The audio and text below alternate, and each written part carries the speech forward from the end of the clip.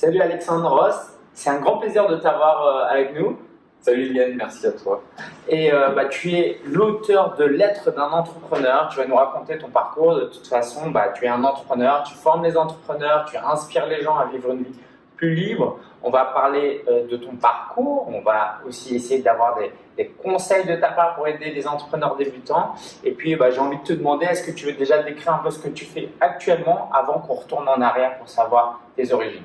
En ce moment, je suis entrepreneur sur Internet et j'aide les gens à créer une activité rentable autour de leur passion, autour de leur savoir-faire, autour de ce qu'ils sont, autour de leur histoire, pour être libre, pour être indépendant, pour être heureux et pour sortir un peu du formatage, en fait. Pour être affranchi, comme j'aime bien dire, affranchi du formaté, du métro boulot dodo, parce que je fais ça moi depuis tout le temps, en fait. Depuis 2006, depuis que j'ai commencé ma vie active, j'ai toujours été entrepreneur sur Internet. Et mon plaisir, mon job, c'est ça, c'est des formations, des séminaires, et on se rencontrer dans le cadre d'un séminaire, pour inspirer les gens et leur permettre de passer à l'action et de créer leur activité rentable. Super, alors on va rentrer dans le détail un peu plus par la suite.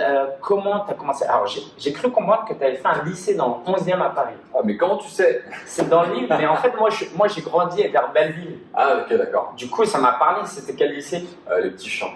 Les Petits Champs, ok, je connais pas. Métro rue des Boulets. D'accord, je vois à peu près le coin. Et moi, j'ai fait le lycée à Arago, à Nachy. Ah d'accord, ouais, c'est pas loin. Ouais. Voilà, je failli finir à Voltaire. Ah d'accord, ouais. Bref, je connais un peu le coin. Quartier, quoi. Ouais, je connais un peu le coin. Du coup, ça m'a marqué. Alors, collège, lycée, est-ce que tu voulais être entrepreneur? Comment ça s'est passé? Tes parents étaient restaurateurs déjà? Mes parents étaient commerçants. Juste avant d'être restaurateurs, ils avaient des chaînes de prêt-à-porter. Ils ont connu une faillite terrible, donc ils se sont réinventés en restaurateurs et c'était terrible. On les voyait jamais, ils bossaient tout le temps. Il y avait une tension dans le couple, c'était compliqué. Mes frères et moi, on était un peu en panique, angoissés. Donc ma scolarité, on a pris un sacré coup. Forcément timide, mal dans sa peau, surpoids, tout ce qui va avec, et tu te lances dans les jeux vidéo, tu es complètement focus dans le truc, t'as pas de vie. Donc, du collège jusqu'au lycée, franchement, j'étais pas à l'aise du tout. Jamais je me serais dit à un moment donné que je serais entrepreneur. Je savais juste que j'ai pas envie de faire comme mes parents et j'ai pas envie d'être non plus salarié enfermé dans une tour, parce que j'ai fait un stage à la cité administrative de Melun où j'avais vu que c'était la galère. Donc, j'ai cherché à un moment donné, c'était à la fin du mi-lycée plutôt. Au milieu du lycée, j'ai cherché des conseils pour devenir plus confiant et pour apprendre à séduire les filles parce que du coup, c'était devenu une vraie frustration pour moi de ne pas avoir de potes et de copines. Et c'est là que j'ai commencé à changer. C'est en lisant un guide de conseils en séduction, en fait, c'est tout con. Mais ça m'a permis de sortir de ma zone de confort, d'avoir des défis, de me sentir mieux. Et au fur et à mesure, je racontais mes histoires sur Internet. Comme j'étais un geek, j'étais un champion de jeux vidéo, tu vois, mon expression c'était les forums. Et donc dans les forums, j'expliquais comment je changeais de vie en appliquant les conseils. Et c'est là qu'il y a des gens qui ont souhaité me rencontrer, qui m'ont dit Alex, je suis prêt à te payer pour passer un week-end avec toi, pour que tu m'expliques comment tu fais. Mais tu dis, mais attends, mais moi il y a 6 mois j'étais un loser, tu vois, donc comment tu veux que je te paye pour ça? Et tout naturellement, j'ai commencé à monétiser comme ça mes services de coaching. C'est génial. Et du coup, tu as commencé à professionnaliser un peu le truc en lançant un blog, en commençant à faire des vidéos. Est-ce que tu veux nous en dire un peu plus? Oui, bien sûr. Autour de 2006, comme j'ai commencé très rapidement, j'ai commencé la séduction en 2004-2005 et j'ai lancé un blog en 2006. J'avais des associés, puis je me suis dit j'ai envie de faire mon truc tout seul. Et déjà en 2006, on avait des articles de blog. Et après, quand j'ai lancé Lifestyle Conseil, qui existe encore aujourd'hui, c'était beaucoup d'articles de blog, des vidéos et des relations presse, énormément.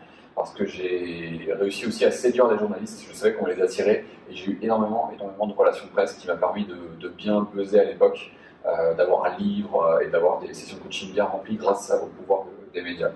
Ok, et du coup, tu commences à développer, tu nous racontes un peu ton business model, comment tu vivais de ça, et parallèlement, tu n'as pas fait d'études supérieures, tu t'es lancé à fond ou tu as fait ça à côté? J'ai fait des études de communication, j'ai fait l'EFAP, c'est l'école française des attachés de presse, c'est une école de communication.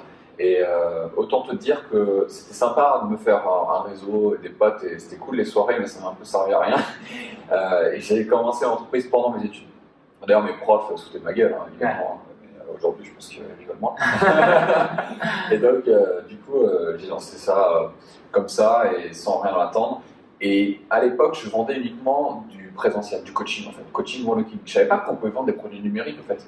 Je le savais dans le sens où j'avais acheté des guides, tu vois, mais je me suis jamais dit à un moment donné que moi j'allais le faire et que ça allait marcher. Pour moi, les gens n'achetaient pas ça, ou c'était très rare.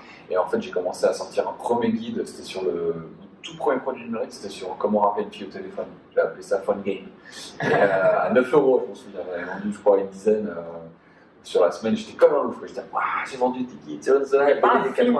Oui, il y a un film qui s'appelle Phone Game. Ça, ok. Du coup, je trouvais ça un truc de fou, mais je connaissais rien en marketing digital. C'est marrant parce que je vendais des prestats, tu vois, du coaching et tout, mais en niveau marketing, je connaissais rien, donc j'ai commencé à me former aux États-Unis et tout. Et j'ai évolué, j'ai fait plus de produits numériques, des programmes d'accompagnement en vidéo, je continue aussi les immersions, jusqu'au jour où j'ai transité après, parce que j'ai fait ça pendant 8 ans, il me semble. Et à un moment donné, je me suis dit, je veux maintenant aider les gens à entreprendre, parce que dans la lifestyle conseil, je m'exprimais uniquement, j'étais que des mecs. Et à un moment donné, je me suis dit, j'ai envie d'avoir une énergie féminine aussi. C'est important. Et donc, voilà, j'ai commencé à créer des conseils pour les gens qui souhaitent entreprendre, notamment aussi dans les relations presse, pour permettre aux entrepreneurs d'avoir plus de visibilité. Et après, j'ai lancé Biz Club, qui est mon programme d'accompagnement pour les gens qui veulent entreprendre sur Internet il y a maintenant 4 ans. Super. Alors, qu'on puisse clarifier les choses, comment partir d'un forum de contenu sur un blog à vendre des formations à des clients? C'est quoi le chemin que tu as parcouru? Comment on fait? Ouais, en fait, le cheminement il est simple. C'est qu'au départ, tu participes à des forums qui, c'est pas tes forums, c'est des forums d'autres sites. Et tu commences à fédérer une communauté, mais la communauté, elle ne t'appartient pas. C'est sur le forum. Donc, du coup, si tu fais dégager du forum, tu n'as plus de business. Donc, je me suis dit, je vais créer mon propre site avec mon propre forum. C'est ce que j'ai fait. Donc, j'ai eu ma propre communauté. Et après, on m'a dit, j'ai compris en me formant, en fait, le plus important, c'est d'avoir les emails de tes prospects. Parce que comme ça, tu peux les recontacter, alors que le forum, il faut attendre qu'ils se reconnectent, qu'ils lisent ton message, etc. Donc, c'est compliqué. Et donc, j'ai lancé un newsletter. Et c'est là où ça a changé. J'ai bifurqué dans le business parce que du coup, je pouvais envoyer des promotions, je pouvais envoyer des gens où je voulais. Et mon but n'a été par la suite qu'une seule chose, c'était d'augmenter la taille de cette liste email pour pouvoir avoir du contrôle sur mon business. Et donc, article, et ensuite sondage sur les email. Et c'est là que j'ai lancé des produits numériques parce que je savais que, vu la rentabilité d'un guide numérique, si j'avais un programme de formation plus cher à 400 € par exemple, ça allait être top parce que j'allais, numéro 1, aider plus de monde et les aider mieux, et numéro 2, avoir plus de cash, plus de chiffre d'affaires, et c'est ce qui s'est passé. Et à l'époque, là aussi, j'ai testé mes premiers webinaires, parce que aux États-Unis, ils disaient les webinaires c'est trop bien, il faut le faire et tout. À l'époque, personne n'en faisait, c'était comme une radio un peu sauvage, tu vois, un truc tout nouveau, tout. On s'amusait trop. On gagnait pas beaucoup d'argent, mais c'est pas grave, c'était marrant. Combien d'emails tu penses qu'il faut récupérer? Allez, parce que ça va dépendre des industries, ouais. Mais dans ton secteur, tu penses qu'à partir de 500, 1000 emails, 2000 emails, tu peux commencer à gagner de l'argent? Oui, moi j'ai dit à mes clients, à partir de 500 emails, tu peux déjà sonder un peu une communauté, tu as déjà une communauté quoi qu'il arrive. Donc c'est intéressant de commencer déjà à sonder, à créer quelque chose autour de 500 personnes. Après, plus tu as d'emails, mieux c'est. Mais tu sais, quand tu as 100 000 emails, c'est compliqué aussi, il faut nettoyer souvent, c'est moins qualifié, ça ouvre moins. Donc, quand tu as une communauté de 5 000, 10 000 emails, déjà tu peux avoir de l'argent à temps plein. Et est-ce que tu veux nous dire, alors parallèlement, à quel moment tu dis je fais ça à temps plein tout le temps et je ne ferai jamais rien d'autre? Ça a mis combien de temps entre le lancement de ton blog et de vraiment vivre de ton activité? En fait, moi, quand j'ai arrêté, quand je suis arrivé à la fin de mes études, j'avais déjà lancé Lifestyle Conseil depuis 3 ans, je crois, ou 4 ans. Donc, quand je suis sorti des études, je gagnais déjà de l'argent, en fait. Ok. Donc, c'était réglé. Et tu gagnais peut-être même plus que les profs qui pratiquement plus. Et du coup, tu t'es dit, je vais faire ça à fond. Et comment tu as vraiment professionnalisé le truc? Parce que d'une certaine manière, c'est une chose de gagner de l'argent, mais de devenir entrepreneur, c'est aussi autre chose. Durant le séminaire, tu parlais des paliers, notamment entre 0 et 50 000, c'est un palier. Ouais. Après. Donc, comment ça s'est passé dans ta tête et dans ton quotidien? Je pense que de 2008, quand j'ai créé, jusqu'à 2010, j'ai quitté les études. Donc là, je gagnais, tu vois, pas grand-chose. Je crois que je vais gagner 20 000 balles ou 30 000 €, un truc comme ça. Ouais, déjà pas mal, parce que quand t'es étudiant, c'est bien. Ah, c'est clair. Et après, je pense que le vrai palier de professionnalisation, ça a été en 2012, où là, je faisais des années à plus de 100 000 €, 150 000 €. Donc, ça m'est venu parce que finalement, tu arrêtes les études, donc là, tu es à temps plein. Et t'as plus d'excuses là, il faut y aller maintenant, il faut charbonner et il faut en vivre à temps plein. Et voilà, donc là, à cette époque-là, vers 2012, professionnalisation. Tu nous rappelles, tu avais quel âge à ce moment-là? Ouais, 25, 26, ouais, quoi. Ça. Ok, très bien. Et comment tu as géré ce succès? Parce qu'à cet âge-là, c'était quand même une certaine performance. Comment tu l'as vécu? Comment tu voyais l'avenir à ce moment-là? Est-ce que tu te voyais faire ce que tu fais aujourd'hui, avoir un tel impact que tu as aujourd'hui à cette époque-là? Ah non, pas du tout. Franchement, non. Tu sais, on parle souvent, ouais, avoir la vision de ton toi du futur, etc. Aujourd'hui, je peux avoir une vision de mon moi du futur parce que j'ai 31 ans, que j'ai du recul et de l'expérience. Mais à cette époque-là, je faisais juste ce qui me faisait kiffer et j'essayais de le faire, faire le mieux possible. Et je n'imaginais pas avoir ça. Après, j'ai un tel succès, c'est pas non plus, tu vois, enfin, c'est un succès qui est cool, c'est bien. C'est pas des multimillions, tu vois, c'est pas une startup à 1 milliard. Donc, je pense que j'avais rien de plus à gérer que de continuer à faire ce que j'avais à faire et d'aider les gens, en fait. Ça m'a pas. Je l'ai juste plus. Enfin, je l'ai bien vécu, en fait. Ça n'a pas été compliqué pour moi à gérer parce que c'est exactement la voie que je voulais emprunter. C'était ma voie de la liberté, c'était la voie de mon cheminement, c'était la voie de ma personnalité. J'avais pas envie de faire autre chose. Donc, pour moi, c'était logique et plutôt fluide. Et tu veux nous raconter quelques histoires, anecdotes peut-être des personnes que tu as accompagnées parce que souvent on parle de business, d'entrepreneuriat, on pense à l'argent qu'on gagne, mais on pense moins à l'impact qu'on a dans la vie de nos clients. J'imagine que c'était un moteur aussi dans ton business, c'est pas que de faire de l'argent. Est-ce que tu veux nous raconter un peu, sans fausse humilité, Oui, qu'est-ce que tu as apporté dans la vie de ta communauté? Ouais, alors déjà à l'époque de lifestyle conseil, du coaching en sélection, Walking pour Hommes, j'ai plusieurs clients qui n'avaient jamais abordé de femme de leur vie, qui sont mariés depuis. Déjà, rien que ça, toi tu peux mourir heureux, tu te dis job is done. Ouais. Ça c'est cool. J'ai rencontré d'ailleurs des personnes hier qui sont venues me voir et qui me disent Alex, je te connais depuis lifestyle conseil. Et si je suis là aujourd'hui, c'est parce que tu as changé ma vie. Il y en a un hier, il était avec sa femme, et en partie il a amélioré sa vie parce qu'il a rencontré sa femme grâce à mes conseils. Et on les retrouve là à se former pour du business, c'est quand même génial. C'est un truc de ouf. Et après, ouais, tu sais, toutes les personnes que j'ai fait monter sur scène pendant le séminaire, il y avait des élèves à moi. Tu sais, Jeanne qui a lancé un blog d'allemand qui s'appelle Apprendre naturellement. Elle a commencé il y a 7 mois en avril et elle a fait son premier lancement. Elle a fait plus de 2000 € de vente alors qu'elle a 2 enfants, qu'elle a plein d'activités et elle a juste, ça fait un salaire x2 sur un compte. Tu vois. Donc, c'est génial. Vincent, pareil, Vincent c'est un ami à moi. Il faisait du coaching avec moi. C'est un ancien client moi de Lifestyle Conseil que j'ai eu. Je l'ai kiffé, je me suis dit il faut qu'on travaille ensemble. Il a fait du coaching avec moi, on s'est amusé, il a gagné un peu de sous comme ça. Et puis, je lui ai toujours dit lance ton business. Et là, il a lancé son business de chaîne de décoration sur YouTube. Et là, il a fait ses premiers 10 000 €. Tu vois. C'est trop bien. C'est génial. Tu peux aider tes amis en plus. Ouais. C'est trop cool. Ouais, et durant la présentation, on a vu toutes ses compétences, sa clairvoyance. Clairement, il est promis un grand avenir. Ouais, c'est clair. Ouais. Après, tu as d'autres clients. Pareil, Raphaël, qui est coaching, qui est préparateur mental. Il est passé sur scène, mais l'année dernière, il était spectateur. Et après, il a fait un atelier à moi. J'ai dit, t'as trop de choses à apporter, il faut qu'on fasse quelque chose. Et je l'ai coaché, il a atteint ses 100 000 € de chiffre d'affaires avec l'année précédente, il a fait 7 000. Ouais. Voilà, c'est top. Là, il est passé sur scène, il a inspiré du monde, il a fait kiffer les gens. Ouais. Top, tu vois. On s'est envoyé un petit message tout à l'heure et je suis trop content d'avoir contribué à un moment donné à l'élever un petit peu, lui donner de la visibilité, c'est top. Et même Christophe qui était là hier et avant-hier, pareil, l'année dernière, il est venu 0 chiffre d'affaires, là, il est à 47 000 €. C'est trop bien. C'est génial. Alors, en fait, ce qui est intéressant aussi que les gens comprennent, c'est que Internet est un levier aujourd'hui qui te permet de faire ça bien plus facilement qu'avant. Avant, qu'est-ce qu'on aurait fait? On aurait rassemblé des gens dans des salles. Ça aurait été beaucoup plus compliqué, c'est moins scalable. Alors qu'aujourd'hui, tu peux créer du contenu gratuit ou payant et mettre sur Internet et impacter, avec le même travail, impacter 10 personnes ou 1000 personnes ou 1 million. Okay. Et ça, c'est fort. Donc, pourquoi tu recommandes ce business model qui est de créer du contenu, vendre des formations en ligne, plus que d'autres modèles économiques? Il y a pas mal de stratégies qui consistent, tu sais, à faire aussi de l'acquisition payante uniquement et d'avoir des clients et tout, avec l'achat de trafic sur Facebook ou Google. Et je trouve que c'est bien, mais pour moi, c'est pas suffisant. C'est juste un complément ou un accélérateur de ce que tu as déjà. Le fait de créer du contenu, ça crée ce qu'on appelle une relation. Pour moi, la relation, c'est au cœur de tout. Parce que c'est pas juste des gens qui s'inscrivent sur une liste email, c'est pas juste des prénoms et des adresses email, c'est pas juste des clients, tu vois, c'est des vrais gens. Et on les a rencontrés tout au long du week-end, avec des histoires, avec des vies, des rêves, des échecs, des réussites. Et c'est pour ça qu'avec le contenu qu'on poste sur Internet, des vidéos, des articles, Insta, on crée une vraie relation avec les gens.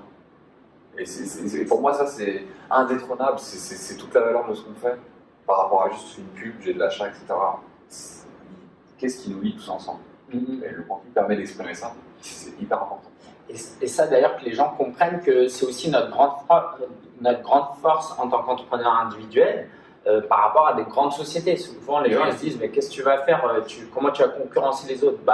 Je vais dire une belle boîte, une grande entreprise ne va pas avoir ce relationnel avec les gens et toi en l'ayant, déjà ça te démarque et en plus tu peux avoir plus d'impact dans la vie des gens. Mais grave. Et j'ai essayé de parler au maximum de gens pendant mon séminaire, tu vois, et même peu importe ton niveau d'énergie, même si c'est défoncé, etc., ça donne tellement de force. Les gens te le remercient, te le redisent, parce que là, on a fait un sondage, et je leur ai demandé qu'est-ce que vous avez aimé le plus, et il y a 80% des gens qui disent la proximité, tu prends le temps de parler avec tout le monde, tu es là, tu as une vraie relation avec les autres. Et ça autour du monde. Parce que, comme je dis, même si aujourd'hui j'avais un business, si on me disait Alex, je te multiplie par 10 ton business, je te donne 10 millions d'euros de chiffre d'affaires, mais par contre, tu n'auras plus de relation avec tes prospects et tes clients. Moi je dis non. La relation c'est le plus important. Du coup, j'ai envie de te demander aussi quelles sont les qualités mentales de l'entrepreneur selon toi qui fait la différence? Qu'est-ce qui fait que quelqu'un avec les mêmes connaissances, le même niveau d'action, j'ai envie de dire, n'atteint pas les mêmes résultats que quelqu'un qui a un mental plus développé ou qui a certaines compétences en plus? Qu'est-ce qui fait la différence entre quelqu'un qui réussit et quelqu'un qui ne réussit pas? Tu sais, il y a un contresens dans notre société où on pense que ceux qui réussissent sont extrêmement intelligents, extrêmement brillants, hors normes. Mais en fait, ce qu'ils ont d'hors normes, je pense que c'est, je dis souvent, le fait de ne pas s'arrêter, de ne pas lâcher l'affaire. Il y a trop de gens qui lâchent leur projet, qui lâchent leur rêve parce qu'ils ont connu 2-3 difficultés d'affilée. Quand on est entrepreneur, il faut aimer l'incertitude. C'est un game d'incertitude tout le temps, et d'échecs et de remise en question. Mais c'est ça en fait qui est kiffant. Quand on comprend que c'est le process qui est kiffant, c'est pas la destination, c'est là où tu switches en fait. Tu t'arrêtes pas, tu continues. Et je préfère, souvent c'est un peu violent, mais je préfère mourir que d'arrêter. Ouais, franchement, je peux pas. Maintenant, tu vois, t'imagines, t'arrêtes, t'es 350 personnes, t'as donné de l'espoir, et tu dis, ah bah non, je raccroche parce que j'ai pas vendu un guide. Mais non, c'est plus fort que ça. Quelles sont les erreurs que tu as commises dans le passé, si tu pouvais revenir en arrière, que tu aurais travaillé? Parce que voilà, tu peux pas faire tant d'années d'entrepreneuriat et commettre aucune erreur. S'il y avait quelque chose à refaire, qu'est-ce que tu aurais fait justement? Ou même, quelles erreurs t'ont permis d'apprendre le plus et qui fait qu'aujourd'hui tu as une réussite que tu n'aurais pas eu sans ces erreurs? La première erreur, c'est que je me suis formé sur le tard. J'ai mis trop de temps. Trop de temps à faire ma formation aux États-Unis, j'ai mis trop de temps à rencontrer d'autres entrepreneurs. Donc j'étais, 1, trop isolé, 2, pas assez formé. Donc déjà ça là, c'est suffisant pour booster. Mais le faire, pas juste dire, ah oui, je sais qu'il faut se former, côtoyer d'autres entrepreneurs. Non, mais y aller vraiment, faire des contacts, faire de l'affiliation, faire des partenariats, faire des trucs et se former. Pour moi, ça m'a fait perdre énormément de temps. Et ensuite, la délégation, je déléguais que à moitié. Je gardais trop de contrôle. J'avais trop peur. Maintenant, je délègue avec plus de confiance. De sérénité. Parlons un peu maintenant de ton livre. Pourquoi tu l'as écrit tout simplement? Pourquoi tu as écrit un livre? Pour créer de la relation. Parce que je me suis rendu compte que dans les vidéos YouTube que je fais, elles sont cool, mais c'est beaucoup de how-to, tu vois, c'est du tutoriel. Et dans le tutoriel, tu ne crées pas une relation aussi forte que dans un livre où tu te confies. Et je kiffe les livres, ça faisait longtemps que je n'avais pas écrit, que j'en avais produit, d'ailleurs c'est coécrit. Alors on parlera peut-être plus tard si tu veux après. Mais le truc c'est que les gens, ils aiment avoir un livre papier dans les mains, ils aiment pouvoir lire et raconter une histoire plus personnelle et pas juste du business. Pour moi c'était important et je suis très heureux d'avoir créé ce livre. Pour moi c'était une pierre à l'édifice en plus. Et il y a plein de gens qui sont venus me voir en me disant, je suis venu parce que j'ai kiffé ton livre. Ouais, et c'est une très belle introduction justement à ce nouveau lifestyle qui existe autour de l'entrepreneuriat. Effectivement, est-ce que tu veux nous raconter un peu ton expérience? Parce que je sais qu'il y a beaucoup de gens qui veulent écrire un livre. Qu'est-ce que ça implique? Comment toi tu l'as conçu? Et quels conseils tu donnerais à quelqu'un qui veut écrire un livre? Alors, au départ, moi j'ai écrit plusieurs livres dans le domaine du coaching séduction, du bien-être, etc. Et là, sur ce coup-là, j'avais rencontré Virginie Marielle, avec qui j'ai travaillé sur ce livre-là, qui est co-auteur, et elle m'a proposé de l'écrire. Et je lui ai dit, attends, mais tu l'écris, mais comment ça marche? Parce que moi, je veux le contrôle sur ce qui est écrit, ce qui est dit, puis je veux y mettre mon âme. Elle me dit, mais t'inquiète pas, parce qu'en fait, ce qu'on va faire, c'est qu'on va se faire des rendez-vous dans un café ou Skype, etc. Et moi, je t'enregistre. Elle m'a posé des questions en fonction d'une méthodologie, et quand tu lis le livre, tu as l'impression que tu te m'entends vraiment parler. C'est ça qui est cool. Donc c'est du moi à 100%, c'est ma manière de m'exprimer, c'est ma façon d'être. Sauf que c'est elle qui l'a techniquement écrit, puis après moi je l'ai relu, recorrigé, etc. Mais c'était la première fois que je travaillais comme ça, je trouvais ça très très cool. T'as l'impression d'avoir quelqu'un qui te parle. D'ailleurs, ceux qui connaissent Gary Vaynerchuk, c'est comme ça qu'il écrit les livres. Hein. Il tape pas sur un clavier. Et pourtant, pareil, quand tu lis ses livres, c'est clairement lui. Ouais. Et en tant qu'entrepreneur, tu as forcément cherché un hack aussi pour gagner du temps. Parce que ton métier, c'est pas d'être auteur et d'être écrivain, mais de partager un message dans le format qui est agréable pour les gens. Qu'est-ce que tu as retenu de cette expérience et pourquoi tu recommanderais aux gens d'écrire un livre? J'ai retenu, ça permet de faire une synthèse sur qui on est, sur ce qu'on propose et sur comment on peut impacter la vie des gens. Je le conseillerais vraiment à 100% aux entrepreneurs qui ont un message fort à communiquer. Et tu vois, le résultat, c'est très simple, c'est que je suis tellement convaincu que j'en écris un nouveau pour 2019. J'en ai de nouveau. Super, tu veux déjà nous en dire un peu plus? Oui, carrément. Donc là, je vais teaser un petit peu. Donc là, l'aide d'un entrepreneur, c'était pour ceux qui veulent se lancer, tu vois, sur Internet et qui partent de zéro. Là, je vais en écrire un nouveau, je suis en train de le faire, qui sera pour les entrepreneurs qui veulent prendre 10 ans d'avance sur la concurrence grâce à des stratégies de vente avancées et qui veulent prendre, tout péter sur leur marché, secouer leur marché, aller plus loin. C'est génial. Tes meilleurs conseils en termes de marketing? Ouais, là, on va se faire plaisir.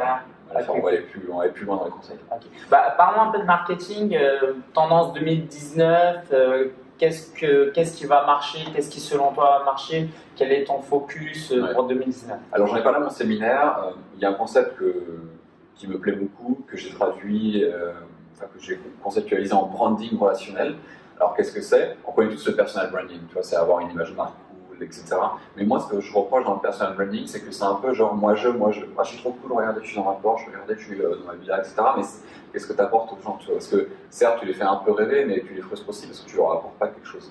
Dans le branding relationnel, en fait, c'est intégrer cette image de marque cool. Par exemple, tu regardes la couverture de mon livre, je suis avec mes lunettes de soleil, ma chemise hawaïenne, c'est sympa, tu vois, t'as pas beaucoup de couvertures de livres comme ça. Et par contre, c'est au service d'eux.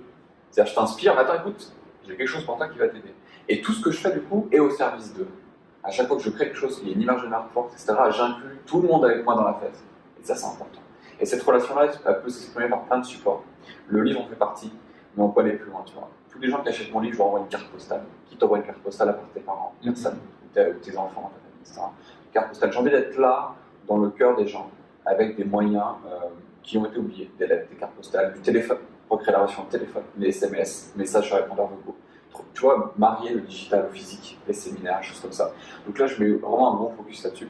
Et aussi un gros focus d'omniprésence avec Google, sur Google Ads, YouTube, Facebook, mais en mode contenu, tu vois, je donne du contenu. Et après, ceux qui veulent aller plus loin, je les oriente sur des webinaires, des formations, etc.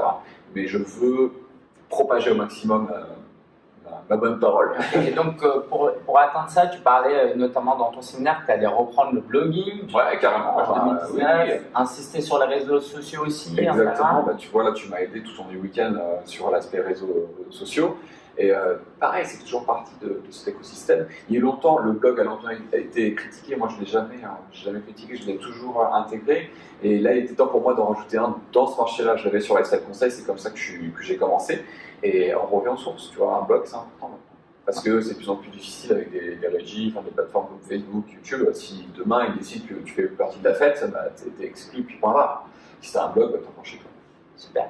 J'aimerais aussi parler de ta relation avec ton épouse dans le cadre de l'entrepreneuriat, donc Emma de biensévillé.com, bienhabillé.com, pardon.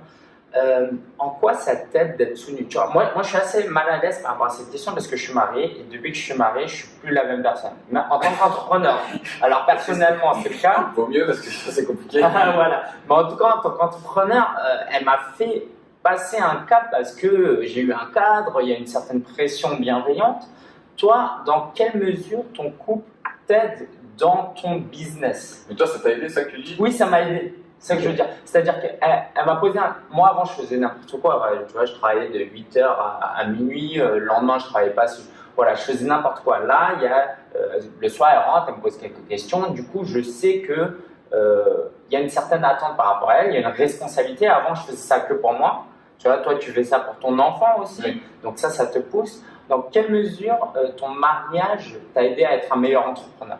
Ok, c'est une bonne question. Alors, nous, c'est un peu différent dans le sens où, quand j'ai rencontré Emma, elle n'était pas encore entrepreneur, mais moi, je l'étais quasiment, en fait. Et du coup, je l'ai amené à lancer son projet. Et donc, on s'est mariés plus tard. Donc, finalement, on a passé plus de temps ensemble en tant qu'entrepreneur. On se motive, on se stimule, mais et je pense que c'est pour ça aussi que ça marche, c'est qu'on divise bien le truc, c'est-à-dire qu'on répartit, on compartimente nos activités. C'est-à-dire que vraiment, elle a une indépendance totale. Il y a des trucs, par exemple, aujourd'hui, elle me dit au téléphone, je suis à tel rendez-vous, je n'en ai aucune idée, tu vois. Et c'est juste, c'est des mecs en fait de la prod qui m'ont dit parce qu'ils travaillent avec elle. Et ça, je pense que c'est intéressant parce que moi, mes parents et ses parents, ils sont entrepreneurs dans le même business. Et ça crée trop d'embrouilles. C'est compliqué à gérer. Et je suis content qu'on ait chacun notre business et qu'on soit indépendant. Comme ça, on ne se marche pas trop dessus. Et le personnel ne rentre pas trop dans le pro et le pro rentre dans le perso. Alors oui, ça le fait quand même, mais beaucoup moins que si on avait le même business. Et ouais, je pense que c'est stimulant, c'est impactant, on se soutient.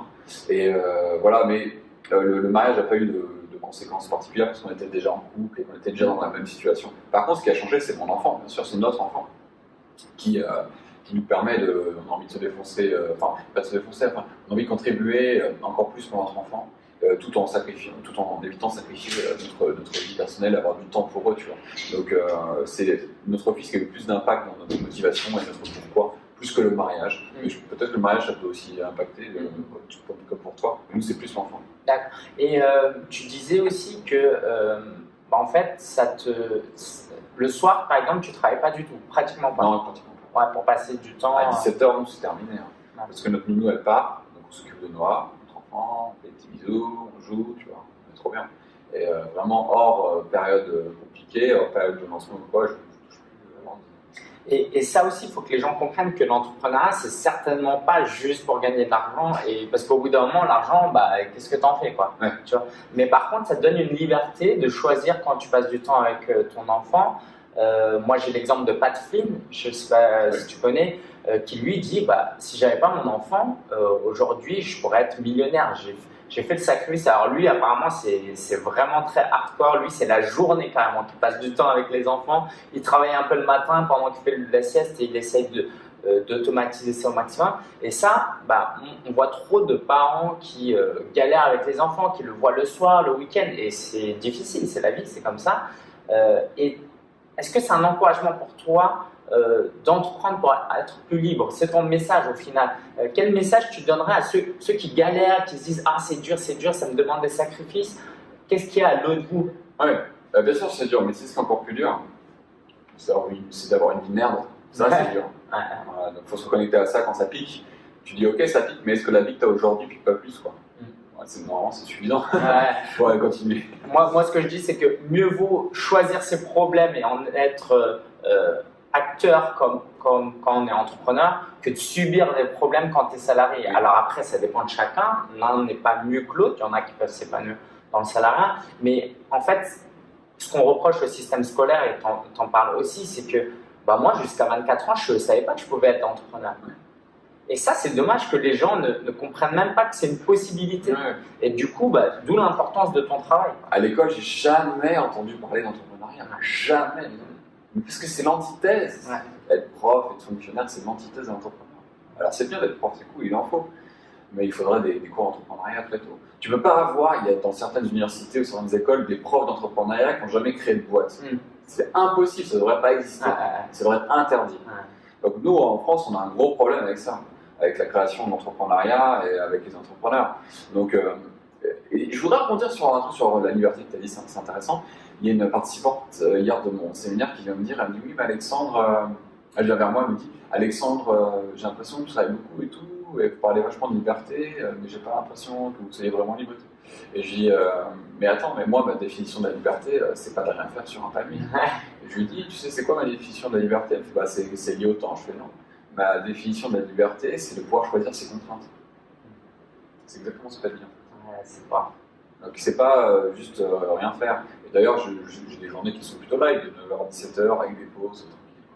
Mais c'est ce que j'aime ce que je fais, j'ai pas envie de travailler moi en fait. Ouais, c'est ça. Si on se prend des pauses, si on se prend 2 jours, 3 jours, oui. On se prend des après-midi, on va à la plage le soir.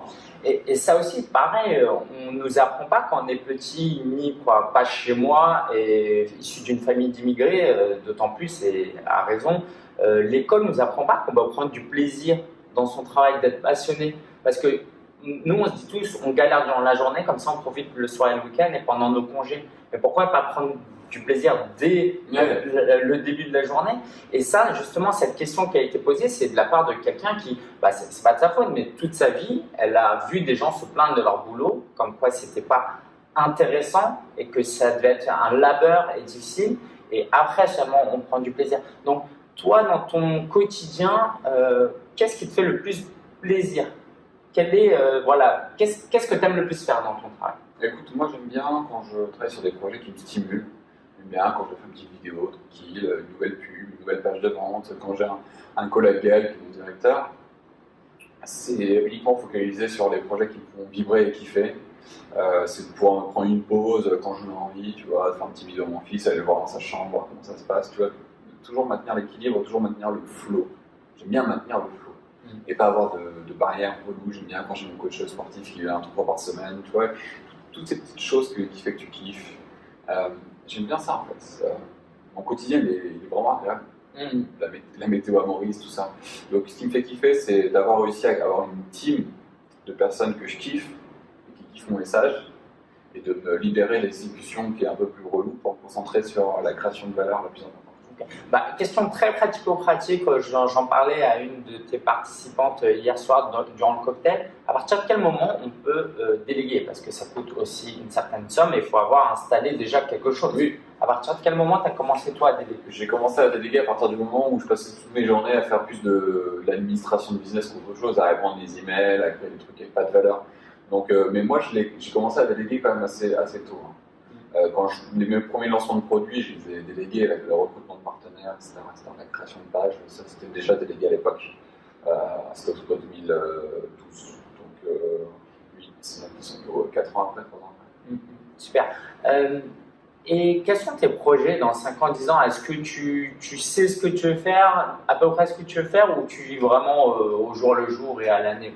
C'est difficile. Enfin, j'ai une vision pour le futur. Et la vision pour le futur, ce serait de vendre 1 million de livres comme ça. Tu vois, ce serait d'avoir des salles comme ça de 500 ou 1000 personnes plusieurs fois par an. Parce que les gens aiment bien le format familial. Enfin, ils trouvent que 350 personnes c'est bien, 500 personnes c'est max, c'est bien. Mais peut-être en avoir plusieurs au lieu d'en avoir un très très gros de 3000 ou 5000, ce sera à voir pour impacter plus de gens en fait. Donc faire ce que je fais déjà aujourd'hui, mais en plus gros et plus impactant. J'ai envie d'avoir. Quand je vois ce que j'ai réussi à créer ce week-end dans la vie des gens, dans leur tête, je me dis c'est dommage qu'il soit que 350 ans à en profiter. Super. Est-ce que tu veux nous parler un peu de ta stratégie YouTube? Comment tu travailles sur YouTube? Comment tu fais tes vidéos? Comment tu fais pour avoir autant d'abonnés? Et comment ça aide ton business? Aujourd'hui, je n'ai pas énormément d'abonnés, je crois que j'en ai 15 000. Mais je pense que dans un an, j'en aurai genre 30 ou 50 parce qu'on va vraiment booster le truc et on va aller chercher de la relation, de la croissance. Ma stratégie, c'est 2 vidéos par semaine, des tutos principalement, mais je vais passer en mode vlog. Je vais essayer de trouver une personne qui me suit à Maurice pour voir comment on peut faire du quotidien parce que finalement, les gens accrochent plus comme ça. Et il y aura du coup une tuto et une vlog, ça pourrait être cool. Et de booster avec la pub, in-stream, une display, etc. De booster le contenu auprès de ma communauté pour que les gens voient systématiquement quand je fais mes vidéos. Okay. Donc voilà, et sur Facebook, pareil, publicité vers mes tunnels de vente et vendre le replay là, du séminaire pour impacter aussi un maximum de gens. Ouais, c'est top. Moi, je me recommande vraiment. J'ai appris beaucoup de choses. Je suis venu pas avec beaucoup d'attentes. J'étais plutôt venu pour travailler, rencontrer des gens et m'entourer autour de votre équipe et voir comment vous travaillez aussi. Mais vraiment, tu as eu des intervenants, c'était magnifique, ouais, donc je le recommande. On mettra le lien dans la description de l'audio et de la vidéo.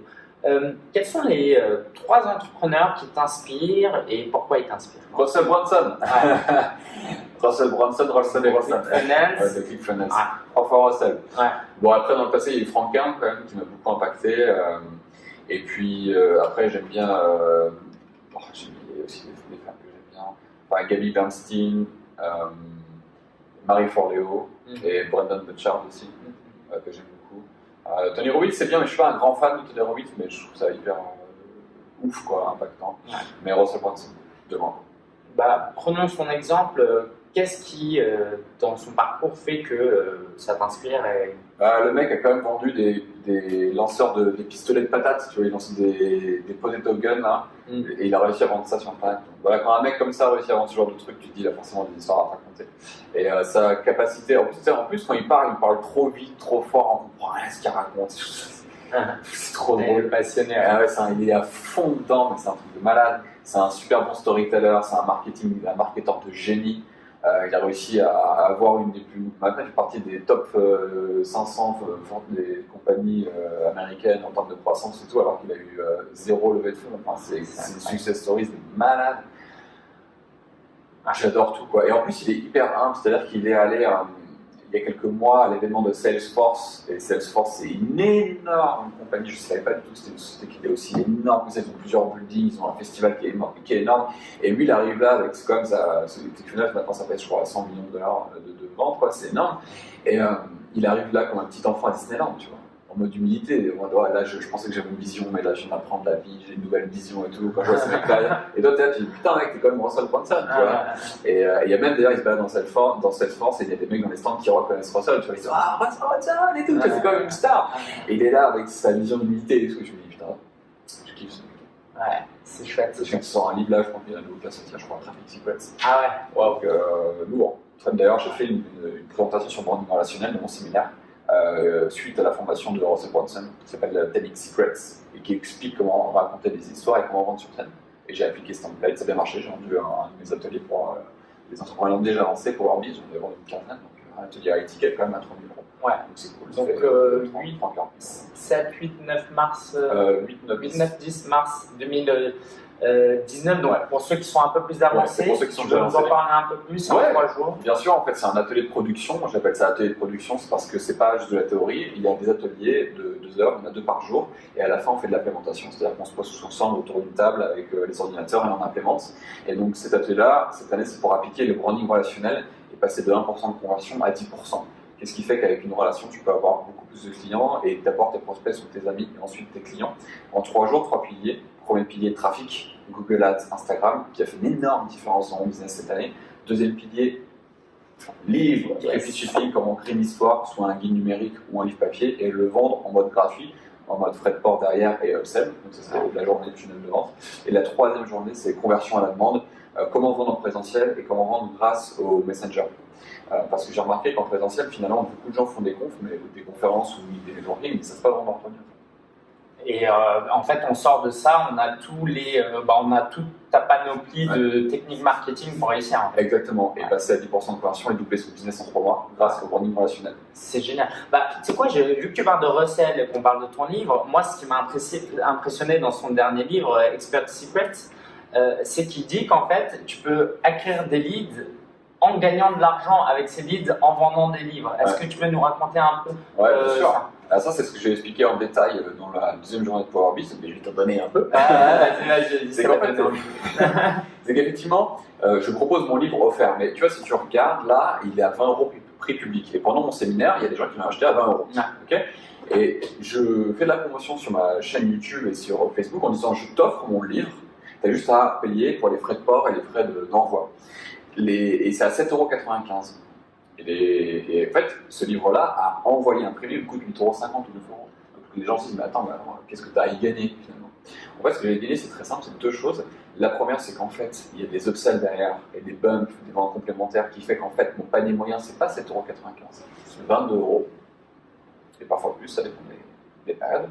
Et que surtout, tu rentres chez les gens. Tu rentres sur leur table de chevet.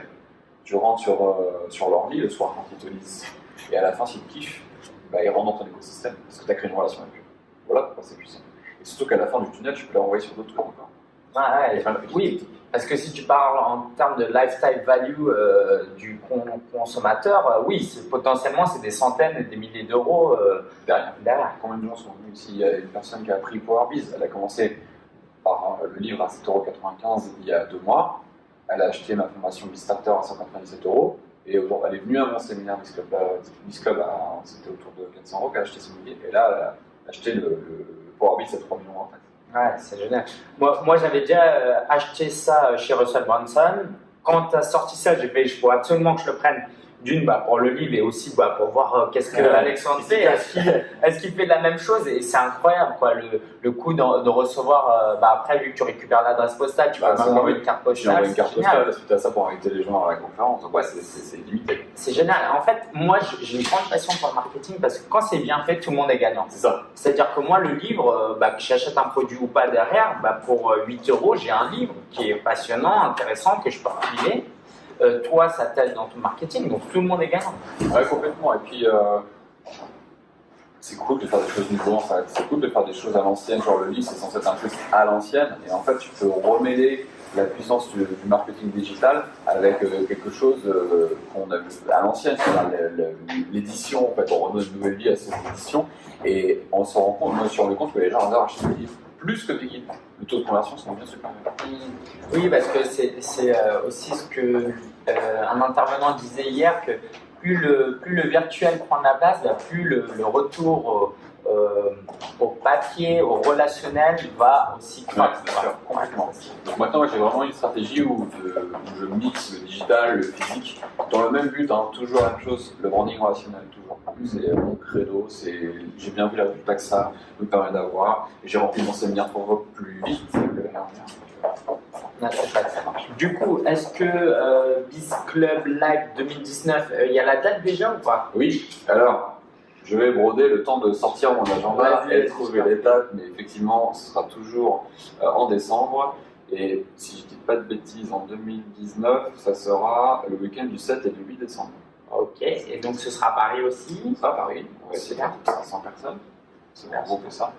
Et il y a déjà là, on a ouvert les ventes hier, déjà une quinzaine de places, ils sont déjà partis, donc c'est cool. C'est génial, vraiment c'est un événement.